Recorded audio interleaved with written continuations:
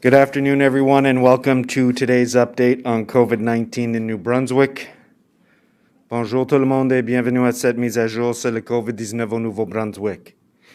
Speaking on behalf of the province today are Dr. Jennifer Russell, the province's Chief Medical Officer of Health, and the Honorable Blaine Higgs, Premier of New Brunswick. Les porte-parole aujourd'hui sont le médecin hygiéniste en chef, le Dr. Jennifer Russell, et l'Honorable Blaine Higgs. Premier Ministre, Dr. Russell.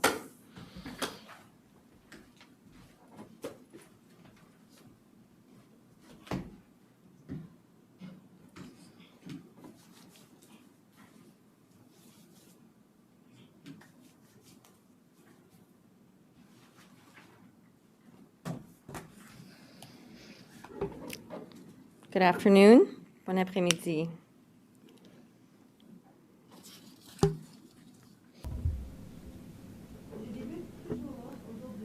I will begin today by saying thank you. I want to thank every New Brunswicker who is following public health recommendations and guidance. I want to thank every New Brunswicker who has made personal sacrifices to keep themselves and their families safe. I also want to thank every New Brunswicker who have been urging their friends and neighbors with kindness and empathy to be cautious and to stay vigilant. I want to thank every New Brunswicker who is following public health recommendations and guidance. I want to thank every New Brunswicker who has made personal sacrifices to keep themselves and their families safe. I want to thank every New Brunswicker who is urging their friends and neighbors with kindness and empathy to be cautious and stay vigilant. The measures that government has put in place over the last week need more time to work, but I see some hopeful signs. Case numbers in zones 1, 2, and 3, which moved to the red alert level on Tuesday, appear to be stabilizing, and that's good news. Hospital admissions for COVID-19 have also remained stable. But we are not out of the woods, not by a long stretch. As you know, the incubation period is 14 days, and so we are expecting to see more cases.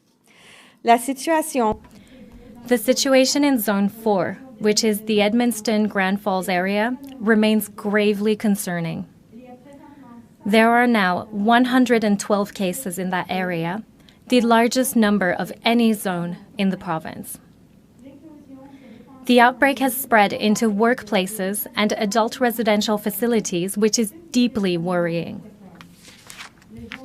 Zones 1, 2, 3, and 4 will remain at the red alert level. Zones 5, 6, and 7 in northern and eastern New Brunswick are seeing fewer cases. But these regions will stay at the orange alert level to prevent the spread of the virus from other regions where COVID-19 is more prevalent. The situation in Zone 4, which is the Edmundston-Grand Falls area, remains gravely concerning.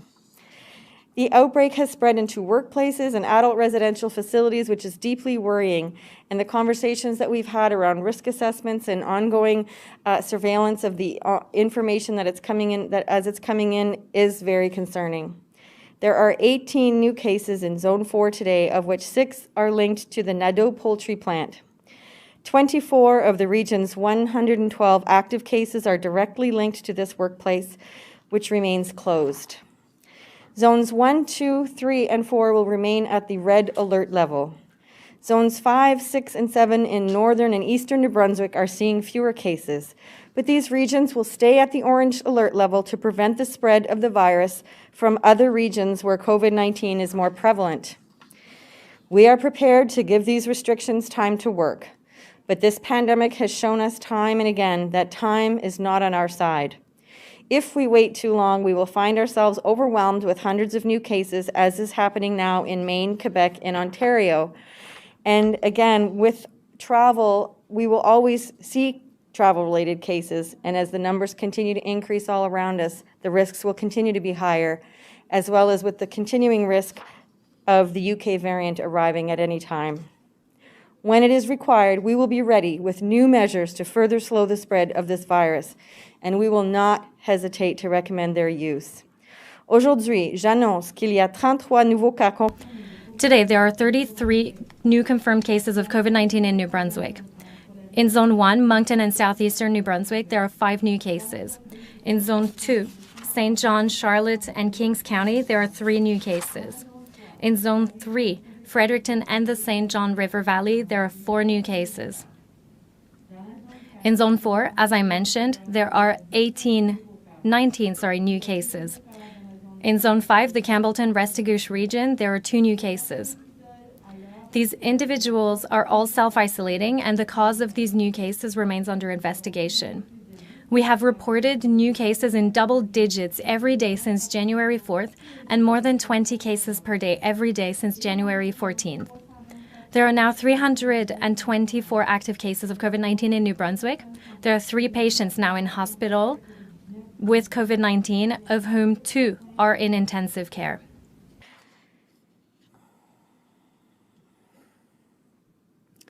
Today, there are 33 new confirmed cases of COVID-19 in New Brunswick. In Zone 1, which is Moncton and southeastern New Brunswick, there are 5 new cases. In Zone 2, which is St. John, Charlotte, and Kings counties, there are 3 new cases. In Zone 3, which is Fredericton and the St. John River Valley, there are 4 new cases. In Zone 4, as I mentioned, there are 19 new cases. In Zone 5, which is the Campbellton Restigouche region, there are 2 new cases. These individuals are all self-isolating, and the cause of these new cases remain under investigation. We have reported new cases in double digits every day since January the 4th, and more than 20 cases every day since January 14th.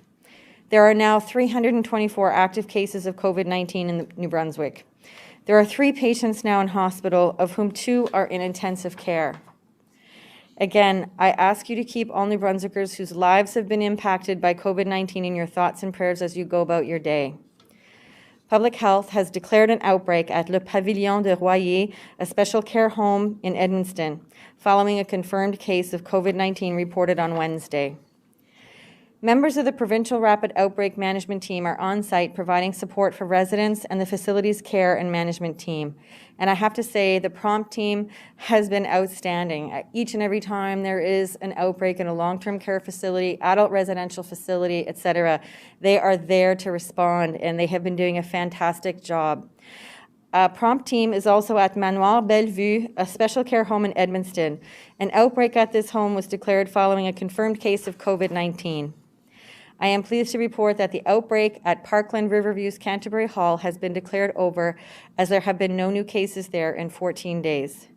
Residents of Canterbury Hall will be vaccinated today. Over the course of this pandemic, we have responded with measures aimed at keeping New Brunswickers safe. We have modified and amended our measures as we have learned about this virus, and we strive to recommend actions based on facts and evidence. And I know that it seems confusing sometimes when things change, but they're based on the new information that we have. We learned in the early days of the pandemic about the consequences of a full lockdown, our economy, and the mental health and well-being of New Brunswickers.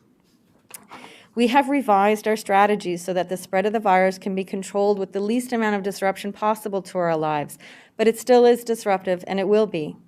Guidance for the red alert level has been modified to allow most businesses to remain open and for students to remain in their classrooms, and we believe that this is the best approach for our province.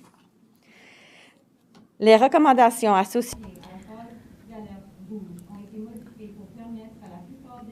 We have modified our measures to allow businesses to remain open and for students to remain in their classrooms. We believe this is the best approach for our province. Relying solely on locking down our province is not as effective as prudent measures applied decisively in the right places and at the right time. But when it becomes necessary, we will not hesitate to recommend moving back to a lockdown phase. When we see widespread outbreaks and sustained intensive community spread where cases cannot be tracked back to an identified source, a lockdown strategy will become necessary. The lockdown phase will look a lot like what we all went through in March and April of 2020. New Brunswickers will be urged to stay at home as much as possible and limit their close contacts to their single-family bubble. Travel will be discouraged both inside and outside the province. There will be strict rules for self-isolation by travelers returning to the province. The lockdown phase will look a lot like what we all went through in March and April of 2020. New Brunswickers will be urged to stay at home as much as possible and limit their close contacts to the single-family bubble. Travel will be strongly discouraged, both inside and outside the province. There will be strict rules for self-isolation for travelers returning to the province. Indoor public gatherings of all kinds will be restricted. Funerals, weddings, and other celebrations will have to be postponed. No one wants to see this happen, and I sincerely hope we do not get to this stage, but we will be ready if and when that happens. We will not delay our actions while the virus overtakes us. This pandemic has taught us that our circumstances can change with frightening speed. We must be prepared to head this off before our situation becomes critical. Again, with the rising cases all around us globally, in the US, in Maine, and with the risk of the UK variant arriving at any time. This is why every New Brunswicker needs to wear a mask when they are out in public and maintain 2 meters of physical distance between themselves and others. Cette pandémie nous a appris que This pandemic has taught us that our circumstances can change with frightening speed. We must be prepared to head this off before our situation becomes critical. This is why every New Brunswicker needs to wear a mask when they're out in public and maintain 2 meters of physical distance between themselves and others. Regularly and thoroughly and disinfect surfaces. We all need to stay at home when we don't feel well and seek testing when COVID-19 symptoms emerge. This is the most important thing that we need to do as a province right now. Every single citizen needs to get tested if they have a symptom, and they need to stay home. Do not go to work, do not go to school. Again, I thank every New Brunswicker who is taking this pandemic seriously. You are helping to keep your family safe. You are working to protect our healthcare system and our most vulnerable citizens. You are protecting our vaccine rollout plan. You are protecting us from having an overwhelmed healthcare system, and you are saving lives. Please keep up the good work. Thank you. Please continue to work with us, and we will get through this together. Thank you.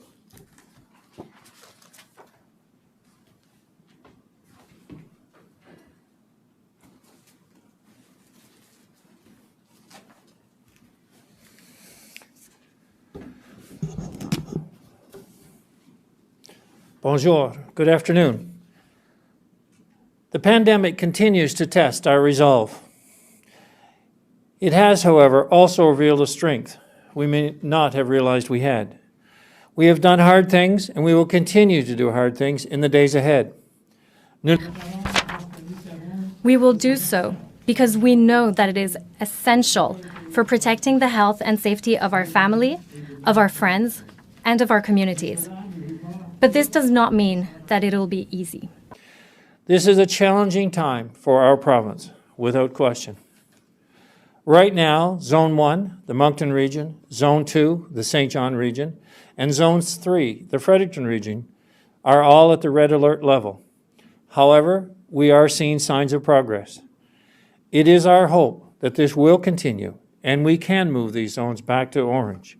If we continue to focus on protecting each other, we could move these zones to orange in a matter of days, not weeks or months. But that is dependent on each and every individual doing their part and the trends continuing to improve. Zone 5, the Campbellton region, Zone 6, the Bathurst region, and Zone 7, the Miramichi region, will remain in orange until we see further progress, but particularly further progress as it relates to the surrounding red zones. The area of most concern, however, is Zone 4, the Edmundston region.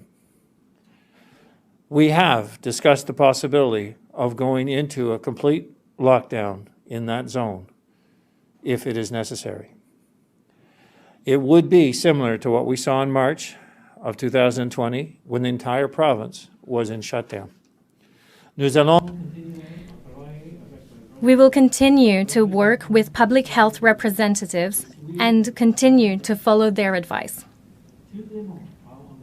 Everyone has an important role to play to help us bring our province back to yellow. While we can make the rules and enforce them to the best of our ability, the onus falls on every New Brunswicker to do the right thing, to follow those rules and keep their family, friends, and community healthy and safe.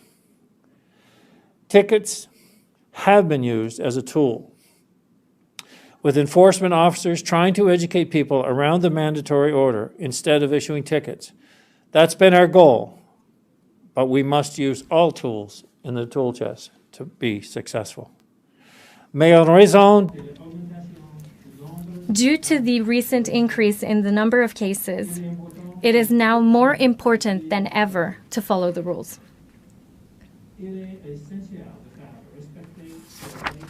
And it is essential to enforce these rules to protect the safety of all. and public safety enforcement officers conducted 327 site visits between Sunday and yesterday.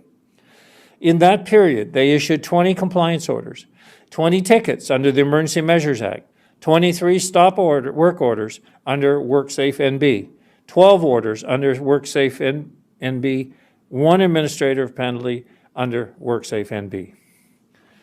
There were also 179 house visits made to persons self-isolating under the direction of public health between Saturday and yesterday. There were only 4 cases of noncompliance. We know that most people are following the rules, but we need all people to follow the rules. We cannot be complacent. We tried that. It doesn't work. We did that back during the holiday period. It only takes one careless act to impact a community, to impact a region, to impact the province. The rules are so simple. Restez dans le boule de votre... Stay in your one household bubble. Wear a mask in indoor public spaces. And wear a mask in outside public spaces if you cannot maintain a physical distance of 2 meters. Don't travel outside your region unless it is necessary to do so. Even within your region, keep travel to a minimum. Stay home as much as you possibly can. This is a critical time for our province. Even though the vaccines have started to roll out, we are in the most significant situation that we have had through this entire pandemic. More than 1,300 people are expected to receive their first dose of the vaccine at clinics taking place in the 10 long-term care facilities that begin Tuesday and are concluding today. So we will continue to roll out the vaccine in an expeditious manner as vaccines become available. Other clinics will be held for healthcare workers that will be taking place on Friday and Saturday in the Edmundston, Bathurst, Fredericton, and St. John areas.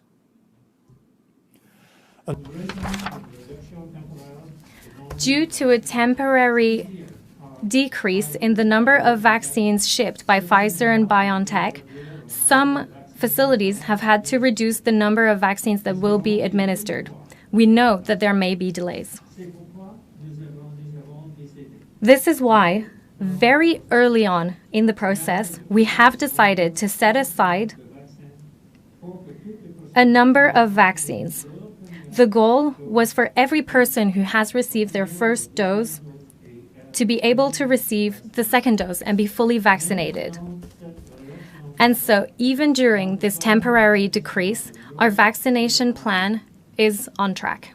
The light at the end of the tunnel is visible.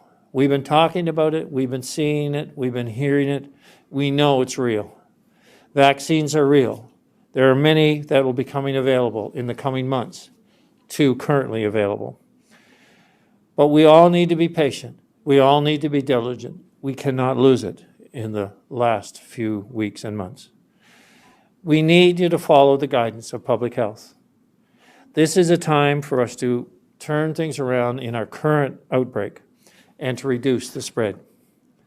As Dr. Russell said, as I continue to say, as you've heard public health officials and people from all over the province, we will beat this virus, but we'll only do it if we do it together. And we'll only be successful if we stay diligent to the rules and we look out for one another. Thank you. Merci.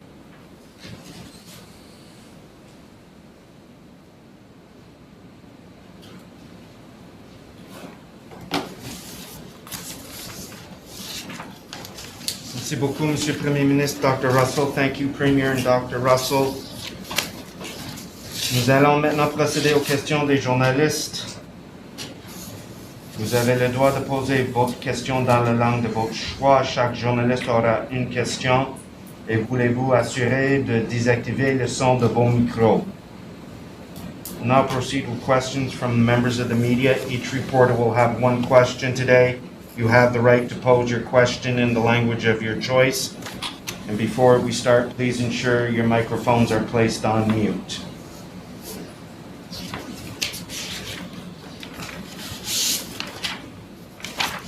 John Chilbeck, Brunswick News.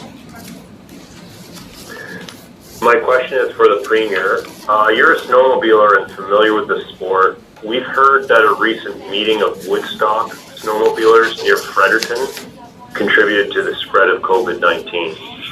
If true, can you provide some details, and what would you say in general about snowmobiling while we're in red? So I'm not familiar with that particular situation. However, any gathering of any kind, recreational, that would see people not following the public health rules would indeed be a problem. So I would say that whether it's snowmobiling, whether it's ATVs, whether it's walking in groups, whatever it is, you can't be together. You can't be in groups. You can't be stopping at warming huts and going to any sort of outdoor cookout. In New Brunswick and vast areas of open spaces, it's hard to tell someone that they can't go out in the woods on their snowmobile or on their ATV or taking a walk. But what we're saying is you cannot be in proximity with other people. You cannot expose yourself and others. And that applies certainly in red. It applies in orange.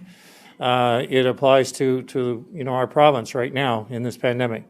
But I can't comment on that particular incident because I'm not aware of it, John. Thank you, Premier. Before we start, there is a correction. I made a mistake myself. The actual number is 32 cases, not 33, as Dr. Russell, so that's my bad. Je m'excuse tout le monde, mais le vrai nom.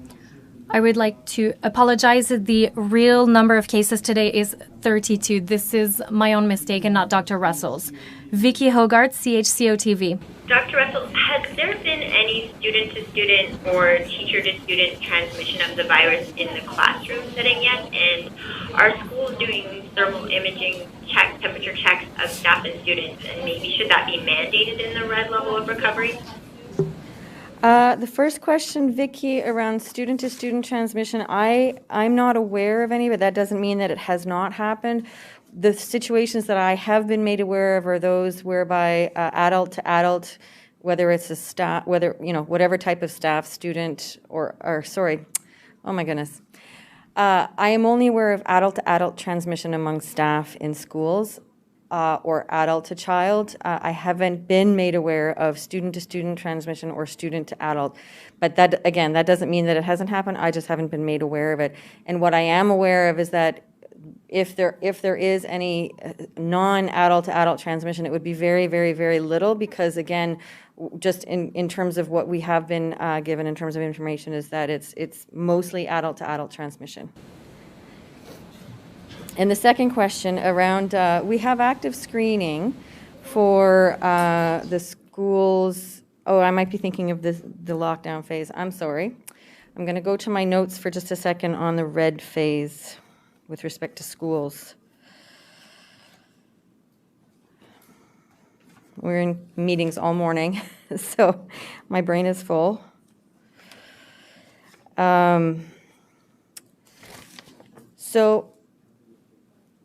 Oh, okay. Okay, actually, I'm going to get back to you, Vicky, after the press conference. And, we're going to move on to the next question. Natalie Sturgeon, Telegraph Journal. My question is for Dr. Russell. The outbreak at Parkland St. John is continuing. 4 people have now died. The most recent identified case was yesterday. We know that visitors have been allowed in Howe Hall and Village Hall, at least under the orange phase. What does public health know about the index case in this situation, and why hasn't public health taken greater control over the facility that has been under an outbreak for more than 2 months now? Well, with respect to who's in control of that facility, it is actually public health and the prompt team together that are working with social development and the owners of the facilities to control the situation. So with respect to visitors in the orange phase, I'm not aware of their policies around that. And certainly with the ongoing outbreak, it is, as I said, being managed in conjunction, like with partnership between public health, the prompt teams, which include Ambulance New-Brunswick, extramural, and as well as social development. So there's quite a bit of work being done. And again, whatever happened with respect to visitation in the orange phase, I don't have information on that. Thank you, Ms. Sturgeon. Has public health identified the index case?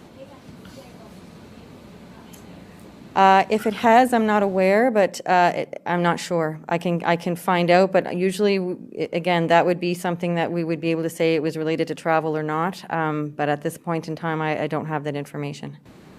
Try to keep to one question each, please. Ms. Marie Sutherland, CBC. Good afternoon. My question is for Dr. Russell. I'm wondering if you can tell me what specific scientific evidence was looked to decide that hairdressers, for example, salons could stay closed and non-essential retail would stay open?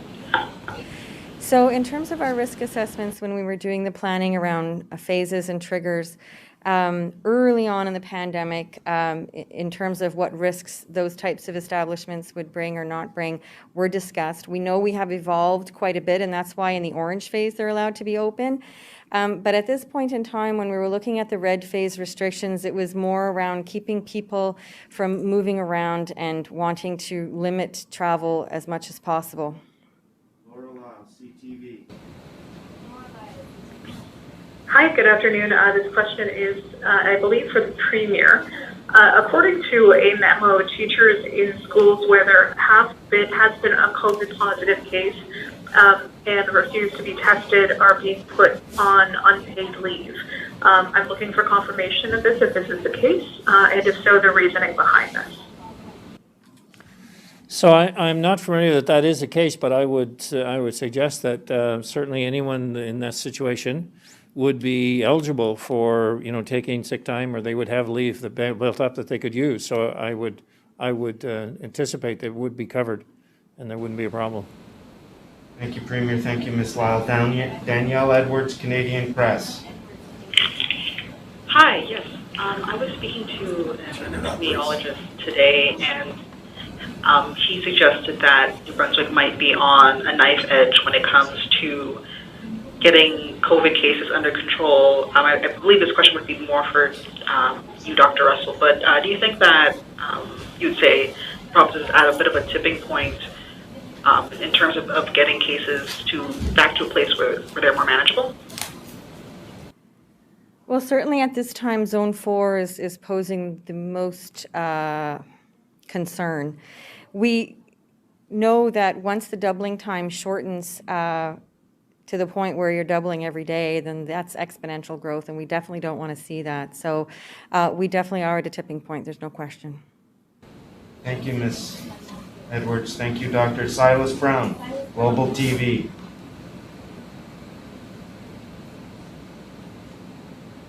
Hi there. I'm hoping we can get a little bit more detail on what exactly the triggers would be for moving into the lockdown phase. Is it just widespread community spread, as was mentioned earlier, or what other triggers are you looking at here? Hi, Silas. Our teams are working on that right now because we, again, we're seeing a very serious situation in Zone 4. And the orange phase didn't work around the province. The red phase, again, we might have to give it some time to see. But again, if the speed with which those cases keep doubling goes up the way we're seeing continuously, then obviously we have to do something more than what we're doing right now. So our public health team is working on that, and we're presenting to Cabinet tomorrow on that. Thank you, Mr. Brown. Harry Forrestal, CBC. Thank you, Bruce. Dr. Russell, we're hearing there's at least a single case and probably more at CFD Gagetown. Can you comment on the presence of COVID there and what steps are being taken to deal with it? For example, are troops being sent home? I don't have any information on the Department of National Defense and CFB Gagetown at all. Does it not fall within your remit as part of the province? Well, Harry, again, Department of National Defense falls under the federal jurisdiction. We do have partnerships with and relationships with the base commander, but I will let the Premier speak to that.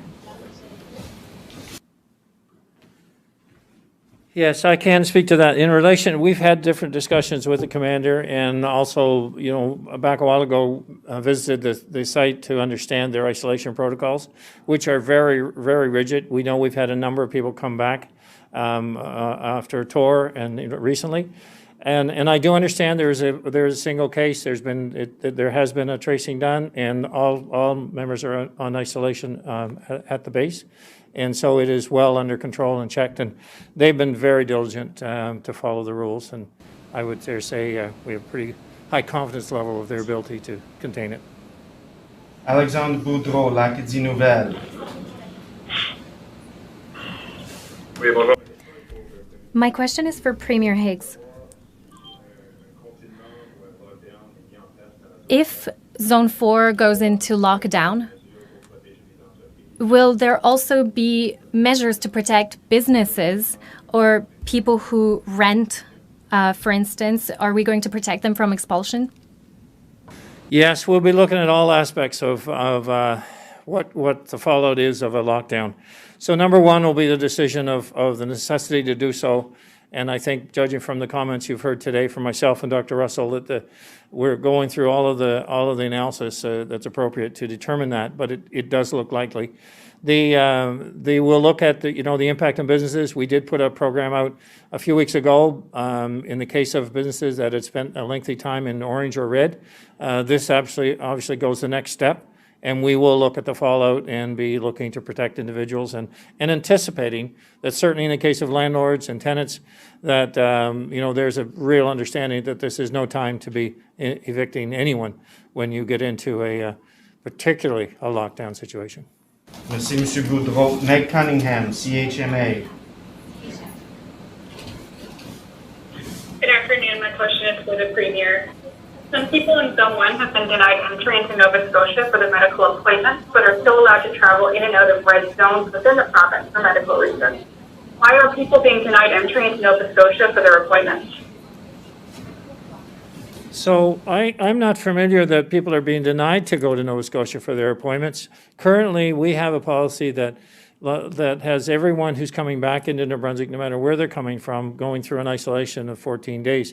So if there are particular cases where someone's being denied to go, we would like to know that. We'd like to have them particularly report that, because if someone has a medical appointment that is certainly of any sort of urgent nature, we would endeavor to help them to see that they would be able to keep it. Thank you, Premier. Thank you, Ms. Cunningham. Jean-Philippe Hugues, Radio-Canada.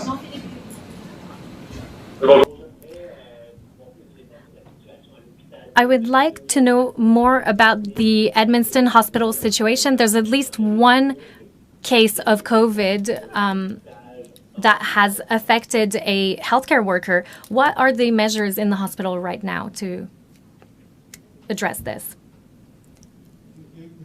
Could you repeat the question, please?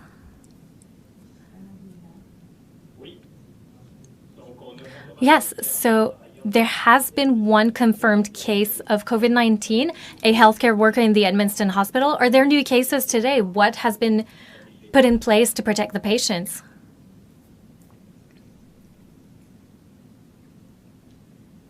So my understanding is that extra testing is taking place all over that region. I don't have specifics on healthcare workers other than the staff and patients that would be tested at the long-term care facilities. And in terms of healthcare workers impacted by COVID-19, it's broken down by Vitalité and Horizon, and they tell me the number of healthcare workers having to either self-isolate or are infected in a total number on a daily basis in terms of the impacts to hospital service delivery.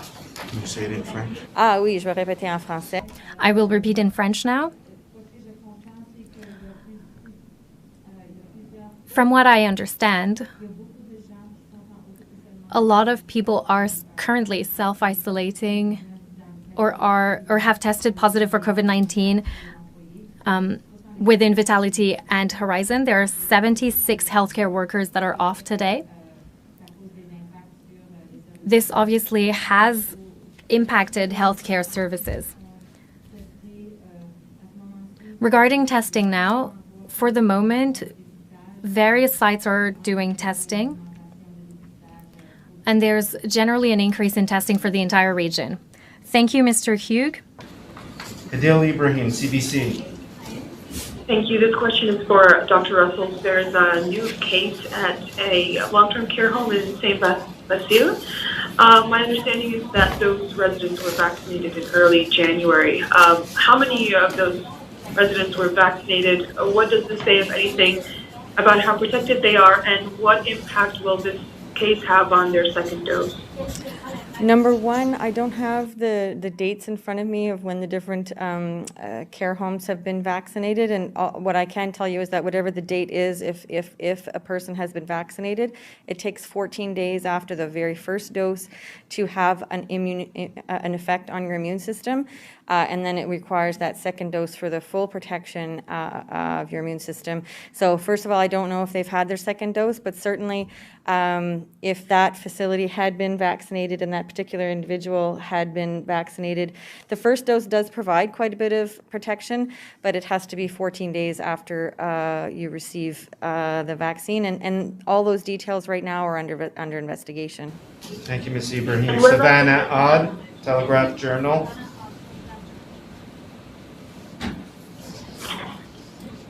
Thanks. First, my question is for Dr. Russell. The province's criteria so far for declaring an outbreak over has been 28 days or 2 incubation periods with no cases. And I say that based on your statements in November about Manoir Notre Dame and Moncton, and Parkland St. John has said public health gave them that 28-day timeline for declaring their outbreak over. So that said, can you tell me why Parkland Riverview's outbreak has today been declared over after only 14 days without a case? And does the change have anything to do with getting people vaccinated in that facility? Well, I'm not quite sure. That is a very good question, actually, because I did notice that myself. But in terms of anything else on Parkland right now, I will probably have to get back to you on that.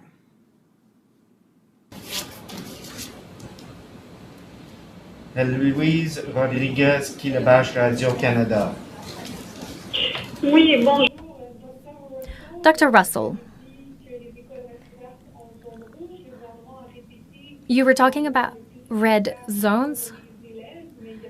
The government said that schools were the safest place for students, but some parents want schools to close down. Can you explain to us why you think schools are the safest place for students, and how can you reassure parents who are worried? I completely understand parents' concerns. I am a parent myself. I have 2 teenagers. At Public Health, we have done research. And what I can tell you is it's not that there's zero risk. There will never be zero risk during a pandemic. But when we compare the risk of COVID-19 transmission between students, between adults, etc., I can tell you that the transmission risk in schools right now is less serious than the impact that being out of school would have on children's mental health, nutrition, well-being, and so on. So we are using all the research that we have done over the past, and this is why we say it's not that there's no risk, but it's that the risk of other negative impact is worse than the risk of COVID right now. All of our decisions are based on such research. Tom Bateman, Brunswick News. Good afternoon. I just want to follow up on Marie's question from earlier around transmission in restaurants and movie theaters. Dr. Russell, do you have any evidence that there has been transmission of COVID-19 in this province happening in places like hair salons, churches, movies, and places that have had to close in red? And so how often are we seeing those, given that they have to close into this? So thank you for your question, Tom. The evidence in terms of salons, we do have some transmission happening. And we also obviously have looked at other jurisdictions as well in our risk assessment around that. With respect to movie theaters, cinemas, I don't have any information on that for New Brunswick. But certainly, again, when we base our risk assessments, the information that we are provided is a combination of things that are provided from the Public Health Agency of Canada, our conversations with the Special Advisory Committee, which I'm a member of, and also our own data. So it's a combination of many things, and including the fact that we know that the less people move around, the fewer reasons people have to go out of their home in terms of essential things, the better in terms of reducing the number of close contacts and interactions to prevent the spread of COVID-19. Thank you, Mr. Bateman. Michel Corriveau, Radio-Canada. Bonjour. Dr. Russell,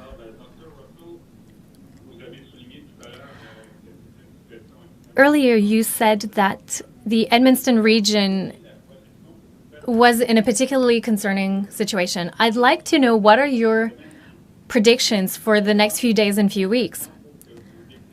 What would be needed for you to recommend a complete lockdown in this region? What do you think the steps are? Thank you, Michelle. It is true that we are very concerned about the situation in Zone 4. We are monitoring the situation as it worsens, unfortunately. The public health teams will have meetings today to put together all the information that will be used to make a decision about the triggers. And it will be presented to the COVID-19 cabinet. This information will all be presented tomorrow, and it will be up to the COVID-19 cabinet committee to make the decision. Thank you. Jennifer Baza, CTV Atlantic. Good afternoon. This question is for Dr. Russell. Residents in the Sackville area have expressed some concerns about there being no local COVID-19 testing site, which is an inconvenience for some people, leaving them with the only option to drive to Moncton to get tested. Because of this, is there a plan to set up a testing site in Sackville or other rural areas of New Brunswick anytime soon? Yeah, these conversations have been happening for a little while now around setting up extra assessment centers. So the RHAs have been working with us, and we are looking at 4 or 5 more locations, and one did open today in Clare. Bobby Jean McKinnon, CBC. Yes, thank you. I understand about 100 teachers at Riverview High were directed to attend the school today to provide distance learning after a positive case was confirmed at the school yesterday. Dr. Russell or Premier Higgs, can you please explain why the teachers need to be at the school when they've been set up to teach from home since the fall? And when is testing at the school supposed to begin? Well, the fact that the schools are closed for 3 entire days allows for the contact tracing, it allows for disinfection, et cetera, and it allows for the testing to take place. So sometime over that 3-day period is when that would occur. I can't speak to the details around the specifics, but I know that the operational plan for EECD does have that in the plan, that the teachers would be at school. Thank you, Ms. McKinnon. Aiden Cox, Brunswick News. I'm sorry, my question was, why do they have to be at the school to provide the online learning when they're set up to do that from home? Well, I don't have all the details on that. Again, it was in the operational plan with EECD that was worked on with public health. But the other aspect that's really important is that the staff have to be tested. Thank you. Aiden Cox, Brunswick News. Hi, good afternoon. This question is for Premier Higgs. What is the estimate for how much money the provincial government is losing in revenue on a weekly basis as a result of these 4 zones being in the red? And is the province still on track to posting a $183.3 million deficit by the end of this fiscal year? So I can't currently, I don't have let's say, any numbers in relation to the current red zone and the impact on the financials. The last report we had for the year end was 183, but I would say that going into a red zone, going into these orange zones, would have been after those estimates, and so it will likely be greater. Certainly, as I mentioned earlier, about providing compensation packages for people that are impacted, businesses that are impacted, employees, because of these orange, extended orange or red. We will be looking at that to do what's right in order to make sure people have adequate resources. The deficit situation is a bit of an unknown at this point, but I would say it's likely to be higher than its last forecast of 183. Thank you. Clara Pasica, Times and Transcript. Good afternoon. My question is for the Premier. Premier, in a recent poll, New Brunswickers indicated that they thought you were doing relatively well managing the pandemic, but you received one of the worst compassion scores of any Premier in the country. In a crisis, continuing to connect to get buy-in from residents could be considered a central role for any leader. So what is or will be your response to these results? Well, I'm obviously disappointed that would be the outcome. However, throughout this process, I've tried to balance what we need to get through this as individuals, as a province, so that at the end of COVID, which we do see the end in sight, we actually have a province that can survive and provide employment, and we have a situation where people are looking to us as a refuge, not only in the health concerns, but they're also looking as a refuge of a safe place to visit, to invest in, or to live in and move here. I think we're seeing signs of that because we have a balanced approach to the pandemic. We've had very great success thus far, and I'm looking forward to continuing that, working closely with public health and my colleagues in the other parties. So, I guess we'll measure performance on actual results, not opinion. I feel confident that at the end of the day, we're going to look back on this and say, New Brunswick came through this in a way like no other province, because we got a province left when we actually got through COVID. Thank you, Ms. Pasica. Nathan DeLong, Miramichi Leader. Good afternoon. My question is for Dr. Russell. Community leaders in Miramichi have been saying that public health has advised them that testing in Zone 7 needs to increase for that zone to return to the yellow phase. What is the province's plan to increase testing in the region or encourage more people to get tested? Well, as of right now, our message has been pretty consistent across the province that if you have symptoms, even if it's one symptom and even if it's very mild, that you should get tested immediately and self-isolate. So, when we see numbers not very high in a certain area, I can't imagine that they are not experience any symptoms whatsoever. But certainly we do have mechanisms for targeted approaches with comms to do that encouragement piece. But certainly my message today across the province is please get tested even if you have one symptom and even if it's mild. Thank you.